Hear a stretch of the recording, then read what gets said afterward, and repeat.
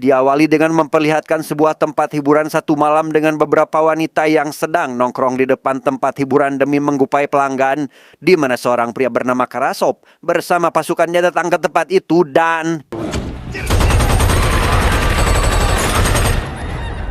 setelah hampir semua penjaga dihabisi, Karasop langsung menghampiri salah satu dari mereka yang masih hidup, yang ternyata dia ingin agar si penjaga menyampaikan pesan kepada pemilik tempat hiburan tersebut jika saat ini Karasop akan mengambil alih bisnisnya berikut mengganti semua pekerja yang ada di dalamnya. Sebelum pulang, Karasop meminta salah satu wanita yang dibawanya bernama Ana untuk lebih enjoy menikmati pekerjaannya, di mana Karasop yang masih tergiur dengan wanita kembali membawa salah satu dari mereka untuk dia nikmati sendiri sebagai asisten pribadinya.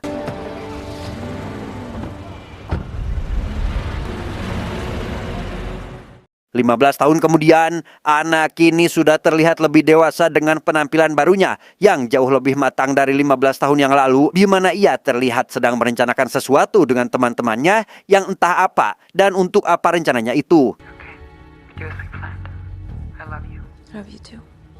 Dan kisah akan berfokus pada seorang pria bernama Frank.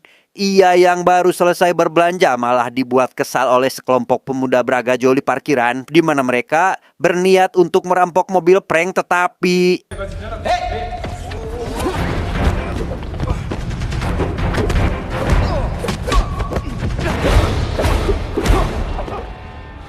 dengan santainya Frank berhasil menumbangkan mereka dengan hanya menggunakan tangan kosong saja, di mana Frank langsung bergegas pergi dari tempat itu sebelum dia terlambat dengan janjinya untuk menjemput seseorang. Setibanya di kantor duta besar Inggris, masuklah seorang pria parubaya yang langsung kukulutuk atau mengomel akibat Frank terlambat menjemputnya, meski sebenarnya ia hanya terlambat 38 detik saja. Namun pria itu yang ternyata adalah ayahnya Frank merasa tidak senang karena menurutnya hal tersebut akan menjadi kebiasaan yang buruk bagi sang anak. Si ayah tampak sangat menyayangi Frank dan tak ingin merasa diabaikan olehnya, yang ternyata hal itu disebabkan oleh ibunya Frank yang sudah meninggal dunia, sehingga dengan kata lain hanya mereka berdua saja yang tersisa dan harus saling menyayangi agar si ibu bisa beristirahat dengan tenang.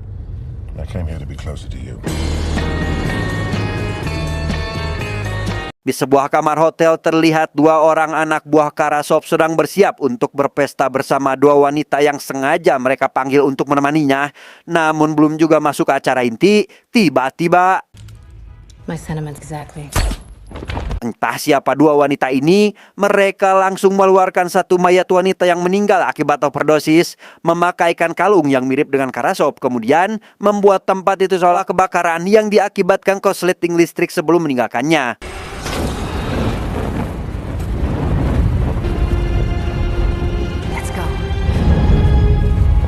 Sementara itu, Frank dan sang ayah sedang makan malam di rumah sambil memikirkan bagaimana si ayah bisa menikmati hari-hari tuanya sebagai seorang pensiunan. Namun di tengah diskusinya itu, Frank mendapatkan sebuah panggilan dari seorang wanita misterius yang mengajaknya bertemu esok hari.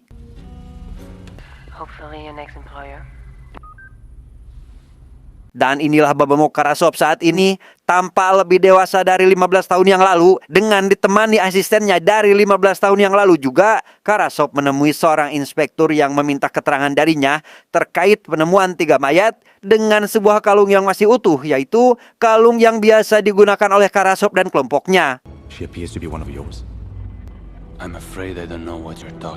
Si inspektur meminta Karasop untuk menjelaskan apa yang sebenarnya terjadi dan siapa yang berniat untuk membunuhnya, karena sebuah penemuan peluru di kepala para korban cukup membuktikan jika mereka sudah diincar terlebih dahulu. Namun Karasop yang merasa jika dia sudah dituduh menghabisi anak buahnya sendiri pun tak memberikan keterangan sedikit pun, di mana Karasop lebih memilih untuk kembali dan mencari tahu sendiri apa yang sebenarnya terjadi.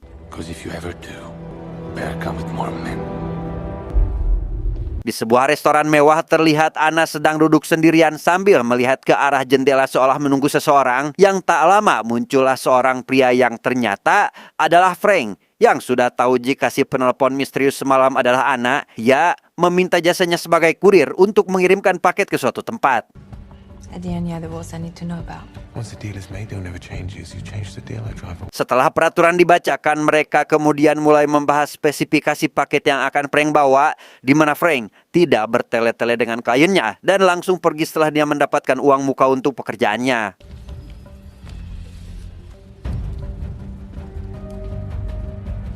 Sementara itu, ayah Frank yang baru saja membeli sebuah minuman mahal untuk nanti dia nikmati, dengan sang anak malah mendapatkan kabar kurang baik karena Frank tidak bisa menemaninya makan malam, yang secara kebetulan si ayah tak sengaja bertemu dengan seorang wanita yang sedang kesulitan dan langsung membantunya, berharap wanita itu bersedia untuk diajak makan malam bersama, tetapi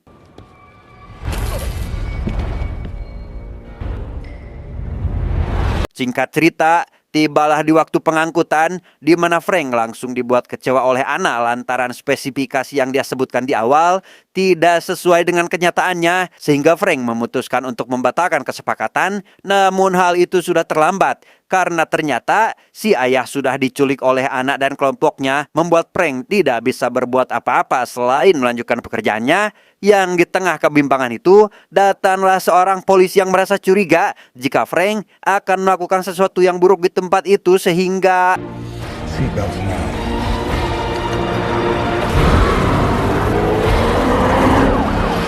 meski banyaknya mobil polisi yang dikerahkan, Frank berhasil menghindari mereka semua tanpa mendapatkan kesulitan sedikit pun, berbeda dengan polisi yang mengejarnya, di mana mereka mengalami kerugian luar biasa akibat hampir tidak ada satupun mobil yang selamat.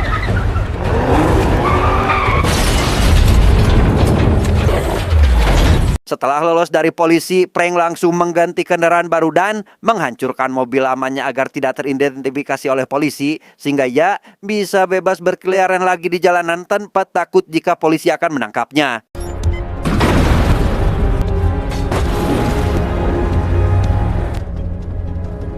Sementara itu, Karasov dan asistennya pergi ke salah satu bank lokal di Monaco setelah mendapat kabar dari pihak manajer bank terkait perampokan aset terhadap sahabatnya, yang ternyata hal itu dilakukan oleh Anna Chase tepat sebelum Frank menjemputnya, yang dalam kata lain, Frank akan terlibat lebih jauh dalam kasus Anna dan mustahil untuk mundur karena posisinya sudah diketahui oleh Karasov. What do you think? They're either our girls or someone who's trying to pass themselves off as our... Sesampainya di tempat tujuan, Frank mendapati ayahnya sedang terborgol sambil minum sendirian, yang meskipun pekerjaannya telah selesai dengan imbalan yang juga sudah dia dapatkan, Anna rupanya masih membutuhkan jasa Frank dengan membuat kesepakatan baru. Ia meminta Frank untuk kembali membantunya, yang jika tidak, maka nyawa sang ayah akan menjadi taruhannya. I want to make a new deal. Thanks, but I think I'll pass. Use that your father gets to live. Rupanya minuman si ayah sudah diberikan semacam racun yang akan membunuhnya dalam waktu 12 jam. Dan jika Frank tidak mendapatkan penawarnya, maka ia harus kembali dalam misi dan menyelesaikan sebelum tenggat waktu yang diberikan. How do I know you're gonna hold up your end of the bargain? Did I ever lie to you?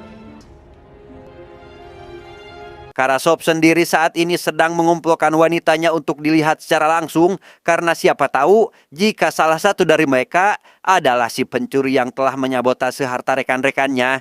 Namun setelah dilihat satu persatu, tidak ada satupun yang membuat Karasov yakin jika salah satu dari mereka adalah pelakunya, sampai si asisten mengatakan jika 4 wanita Karasov menghilang bak ditelan bumi, sehingga yakinlah sudah si Karasov ini jika 4 wanita tersebut adalah dalang dari kerusuhan yang sedang terjadi ini. Get Timasov and Yuri on the phone. Demi melancarkan aksi selanjutnya, Anna mengajak Frank untuk mencuri sebuah gas bius di rumah sakit, di mana mereka menyamar menjadi seorang dokter dan pasien agar lebih mudah mendapatkan barang tersebut tanpa menimbulkan keributan.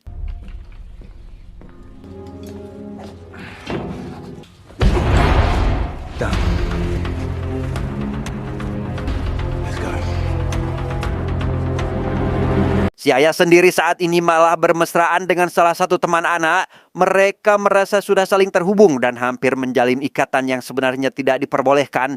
Yang ketika mereka hampir saja terbawa suasana, salah satu teman si wanita datang untuk mengajaknya kembali menjalankan misi setelah mendapat kabar jika Anna sudah selesai dengan tugasnya. They got the gas. We're up. Salah satu rekan Ana yang bernama Maria pergi menemui sekelompok preman untuk mengajaknya bekerja sama, kemudian langsung melanjutkan perjalanannya ke sebuah bar untuk menemui seorang pilot yang kebetulan sedang minum sendirian. How about your room? Ana CS pergi membawa Frank ke sebuah tempat hiburan untuk melanjutkan misi keduanya, di mana Frank akan menukar salah satu gas atau lebih tepatnya cairan yang jika dipanaskan akan berubah menjadi efek asap dengan gas bius yang dibawanya, agar ketika acara mencapai puncaknya, para pengunjung akan langsung pingsan saat itu juga.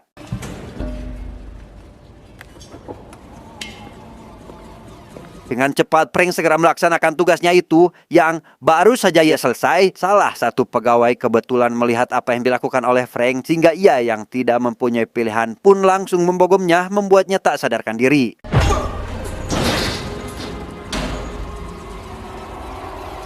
Ketika hendak menyembunyikan tubuh si pegawai, Frank malah tak sengaja masuk ke dalam sarang harimau dan...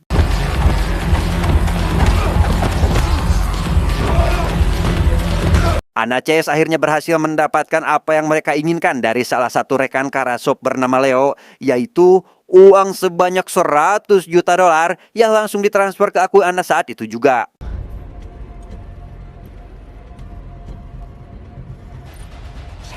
All good. Come on, let's go. Let's get the hell out of here. Ketika keluar dari tempat hiburan, Ana CS dibuat khawatir ketika tidak mendapati Frank di tempatnya, yang tanpa mereka sadari jika saat ini Frank masih sibuk dengan urusannya.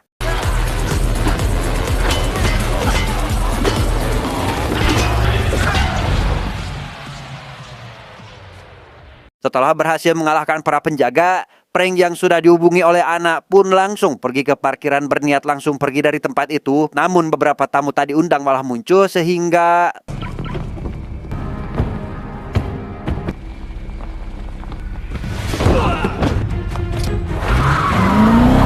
Di tempat lain, Maria yang tadi bersama si pilot langsung mengurungnya di sebuah kamar hotel karena rupanya si pilot adalah orang yang akan membawa salah satu rekan Karasop yang lain bernama Yuri, di mana si pilot diancam untuk mengaku sakit kepada Yuri dan membiarkan si ayah untuk menggantikan tugasnya menerbangkan pesawat. What the hell is this?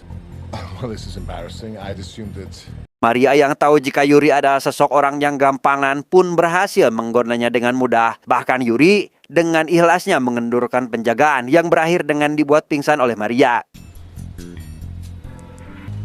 Thank you.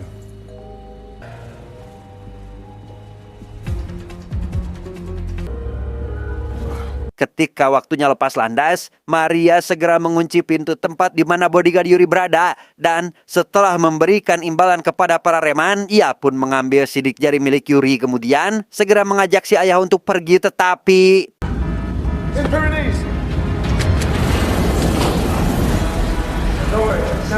Call security immediately. Di tengah ketegangan itu, si ayah langsung menghubungi Frank untuk segera menjemputnya, di mana Frank meminta si ayah dan Maria untuk loncat dari pintu kargo ke dalam mobil yang sudah bersiap menunggunya di bagian bawah pesawat.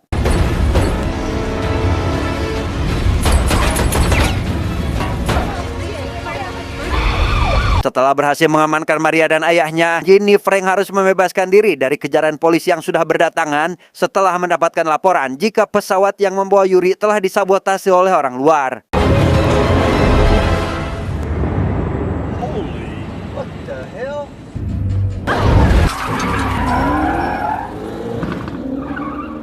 Sesampainya di markas utama, semua orang tampak sibuk dengan mengurusi Maria yang sempat terkena tembakan oleh penjaga Yuri, di mana Frank sendiri lebih mengkhawatirkan ayahnya yang belum mendapatkan penawar racun, seperti yang Ana janjikan pada kesepakatan awal, di mana Ana langsung menjelaskan jika si ayah saat ini baik-baik saja, karena racun yang dulu dia ceritakan hanyalah sebuah kebohongan demi bisa membawa Frank ke dalam misi mereka.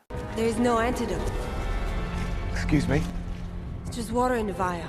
Mengetahui kenyataan itu, Frank akhirnya membantu proses penyembuhan, di mana si ayah yang rupanya adalah seorang veteran berhasil menjalankan tugasnya dengan baik sekaligus menyelamatkan Maria dari kondisi kritisnya. You're okay. No one's dying today.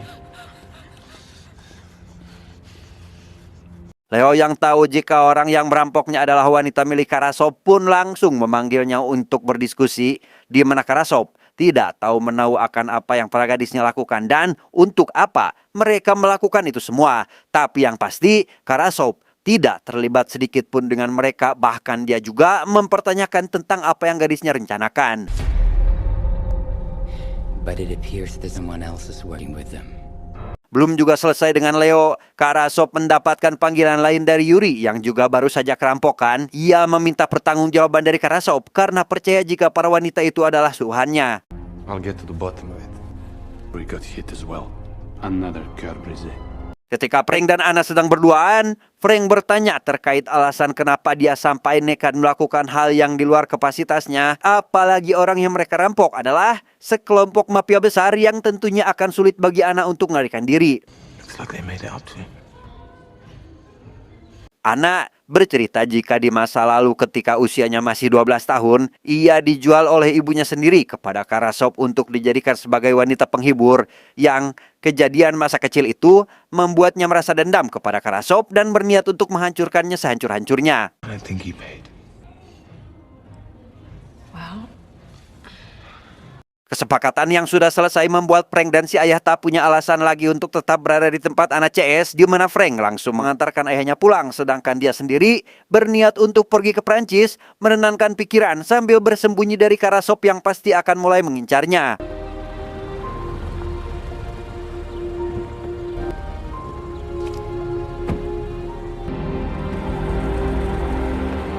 Baru saja beberapa saat meninggalkan rumah, Frank mendapat panggilan dari Karasov yang mengabarkan jika saat ini si ayah sedang bersamanya, di mana dia ingin agar Frank membawa Anna CS ke hadapannya jika ingin sang ayah berada dalam kondisi hidup, yang jika tidak, maka jangan harap dia bisa bertemu lagi dengan satu-satunya keluarga yang dia miliki. If you ever wish to see your father alive again, you'll do exactly what I say.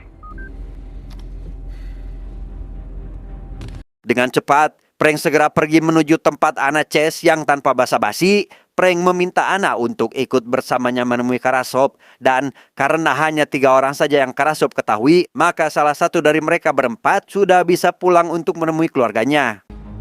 we will help you. No more games. No more bullshit.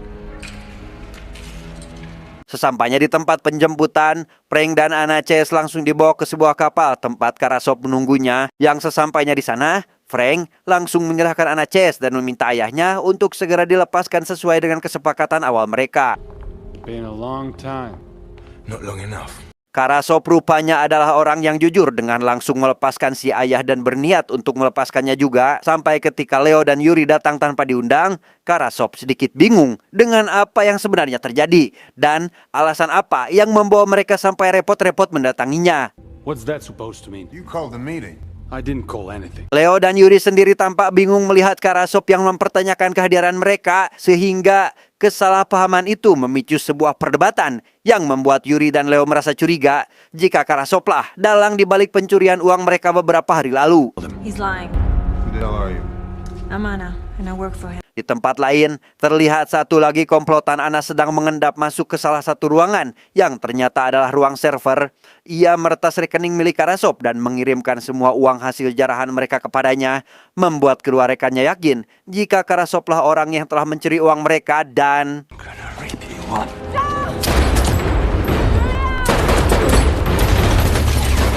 Di tengah kekacauan itu, rekan Anna segera mengambil kembali semua uang yang ada di rekening Karasov, di mana kehadiran atau lokasinya berhasil diketahui oleh si asisten sehingga...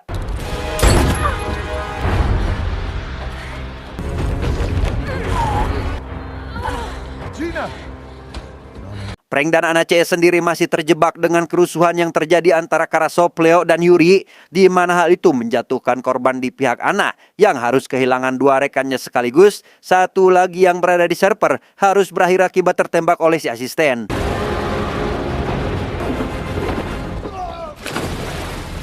Ketika Frank sedang lengah, Anna berhasil dibawa Karasov ke daratan, sehingga Frank langsung menyusulnya dengan menggunakan motor boot dan...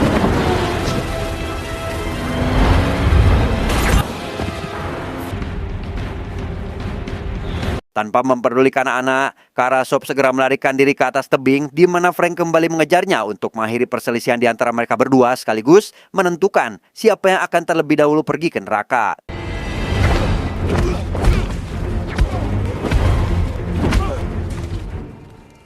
Ana yang ternyata masih belum pergi memutuskan untuk ikut campur dalam pertarungan dan menembak Karasov beberapa kali yang membuatnya maut saat itu juga.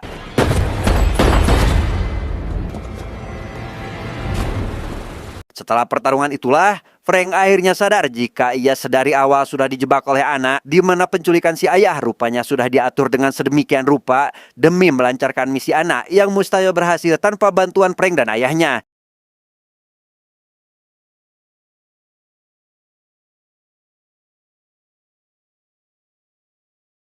1 bulan kemudian, Ana terlihat berada di sebuah lingkungan mewah, sedang duduk sambil membagi rata semua uang hasil jarahannya.